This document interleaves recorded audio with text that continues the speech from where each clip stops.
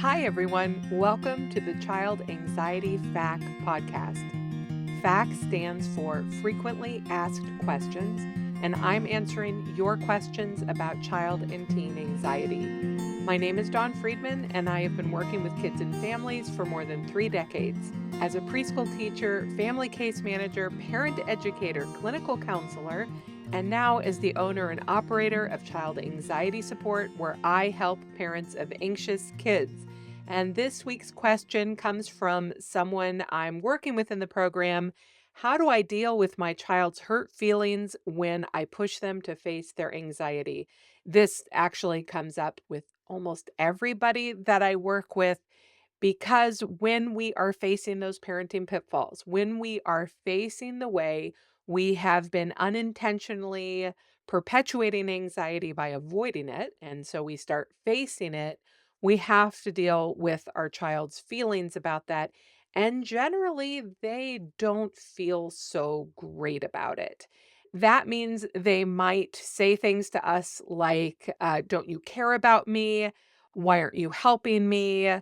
Why are you making me do this thing? And we, of course, as loving, empathetic, kind parents, compassionate parents, feel some kind of way about this.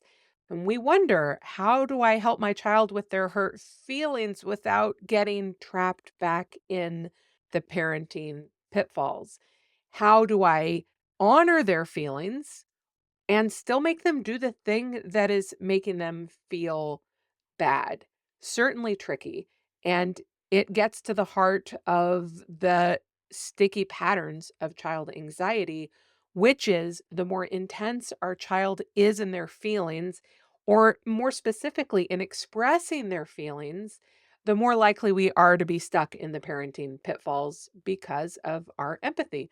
So let's talk about that for a little bit. Let's talk about our empathy and compassion. For a lot of you, this is your parenting superpower, that you're very connected to your child, that you really care deeply about their functioning and how things go for them, that you have been intensely parenting them, tuning into them, working very hard to meet their needs. And now it turns out that some of that has kept you stuck. And that can feel really discouraging. It can feel a little bit like, oh my gosh, I've done everything wrong. So let's eliminate that. We're not going to be able to face our feelings about this unless we dig in and really recognize that, first of all, we're doing a good job. You are doing a good job. The fact that your child is struggling right now is not your fault.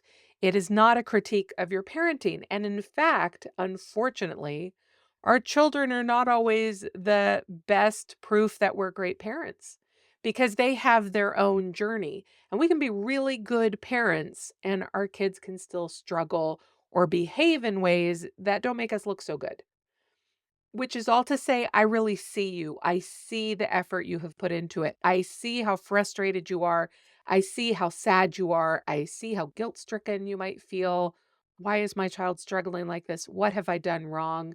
Some of you might also be feeling guilty because sometimes you might lose it with your anxious kid. You might get so frustrated, you find yourself yelling or being critical or behaving in ways that you never wanted to behave that way. Things come out of your mouth you never meant to have come out of your mouth. And then when your child is having those big feelings, we can't help but reflect back on the ways we wish we had done things differently. So again, let's start with the premise that you are a good parent. You have been doing a good job. Now you are recognizing what you're doing isn't working. It hasn't been working. It doesn't mean what you were doing was wrong. It means it's not working now. Maybe it used to work, or maybe it might have worked if circumstances had been different, or it might have worked with a different child at a different time. Maybe it worked with one of your other children. Maybe it worked in one context with this child and it's no longer working. You are allowed to change things as a parent, and in fact, you will have to. Imagine if you were still parenting your child now the way you did when they were a toddler. That wouldn't have worked. Your parenting had to change. And it's kind of easier to do it in that way, like they grow and it becomes clear, oh, you don't need a bib anymore. I'm not going to put a bib on you. Oh, you are now ready for underwear. I am no longer going to put a diaper on you. But sometimes it's not that obvious. Sometimes it's more about discussions that we're having.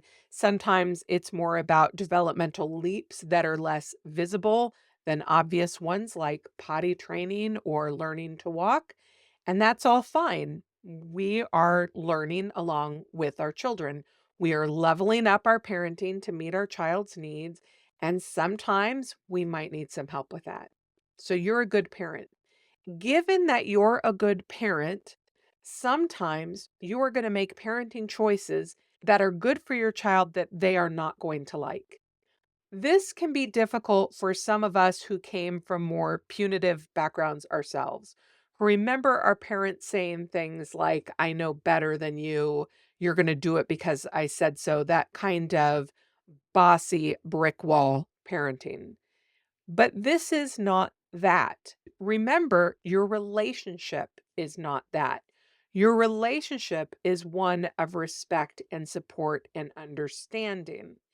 And some of your respect and support and understanding is being able to see the big picture and help our child learn that the reality of the world demands something new from them. I invite you to look back at your child and see how they faced previous challenges in development.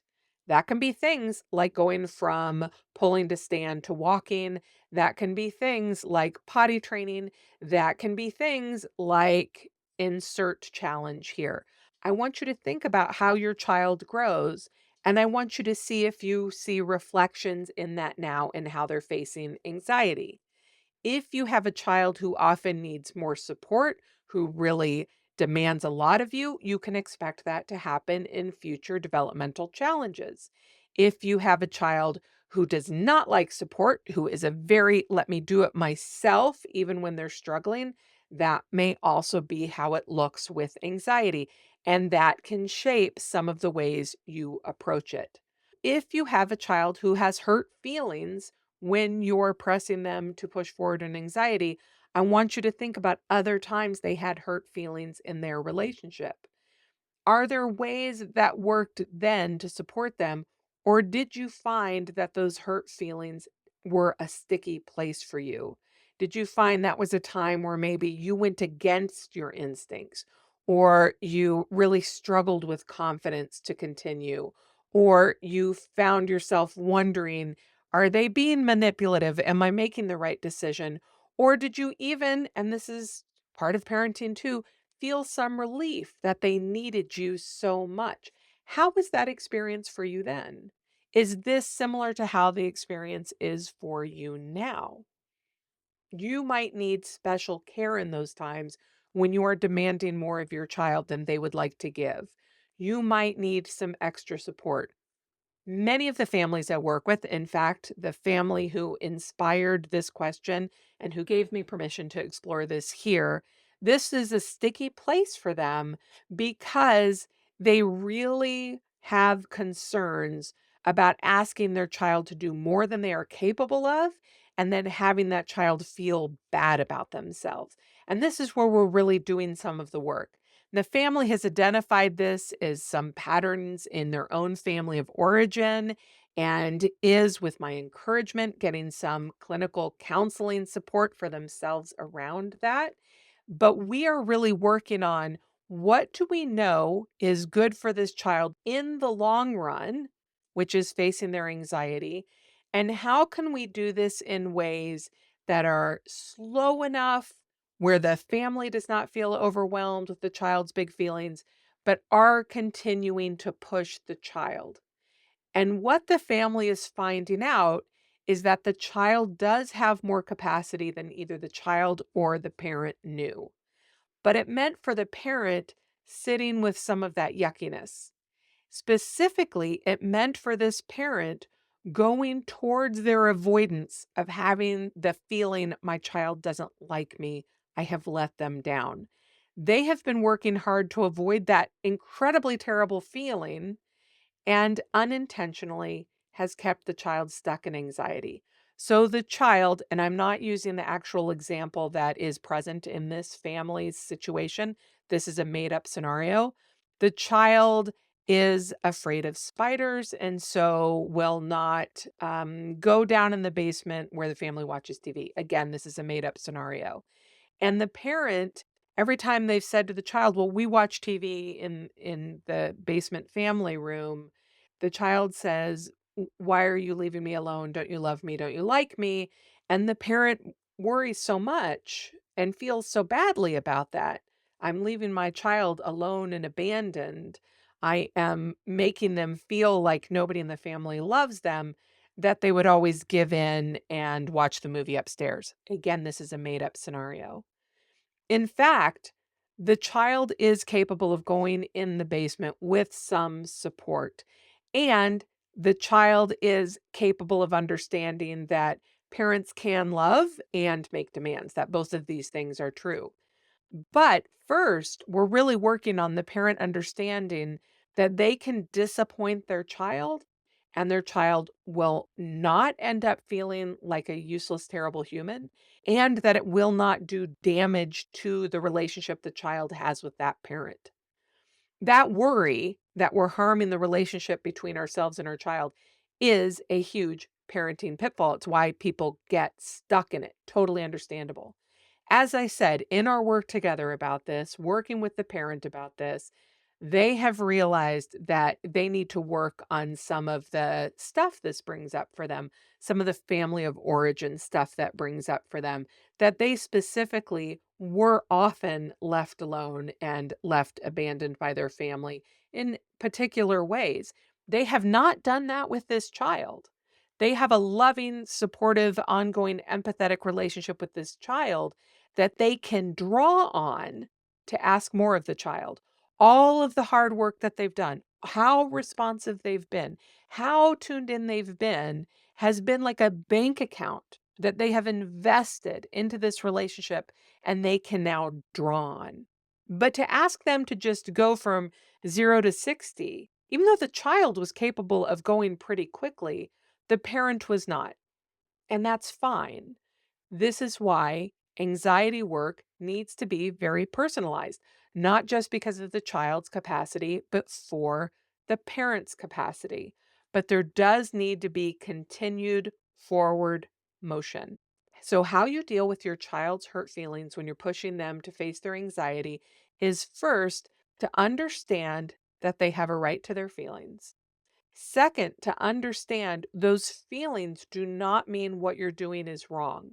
There's a strong research base, remember, and ultimately it is loving and supportive to gently push kids to face their fears, to push any of us to face their fears. And the third thing is you can process it after. So you can push, you can make room and make a plan for the pushback that you're going to get. And then once you have gone through whatever step you're at in the intervention, you can connect and celebrate and point out to the child, as yucky as it felt they did the thing. There is a little rupture when we are doing this anxiety work, and then we do the repair. There is an important piece of this too, okay? I want you to know this. When we do that repair after, we don't do it like, I am so sorry, I'm so sorry, please forgive me. Instead, we do the repair of, I honor you. I honor that this was hard for you. And I celebrate that you did this. And I am so glad we have come together. What this means is we have to believe in the strength of the relationship throughout the intervention for our child. Because our child is allowed to have all kinds of emotions and reactions, and because they're learning about the world in a fundamental way, that this is what children and teens and young adults are doing. And we, as the adults who are fully formed, need to be big enough to hold all of that. So even if you are afraid, You need to kind of step into this confidence about what you're doing, which means you may need a lot of psychoeducation about it. You may need a really clear plan of what you're doing. You may need someone to cheer you on and support you and see you through it because this is indeed difficult work. It's all really complicated, isn't it? I hope this is making sense. I'm trying to dive into some of these bigger, messier questions without being so specific that they really only apply to a single family, like pulling from the families that I work with or have worked with, but doing it in a general way that hopefully it speaks to your family too. But if what I've said is confusing or you have some thoughts or you have some questions, please reach out to me. Remember, you can go to my website, childanxietysupport.com, to post your questions you'd like me to answer, to reach out to me, to even book a quick 20-minute Zoom consult to talk about the work that I do and if it would be helpful for your family. And that's all at childanxietysupport.com. Thanks so much for tuning in.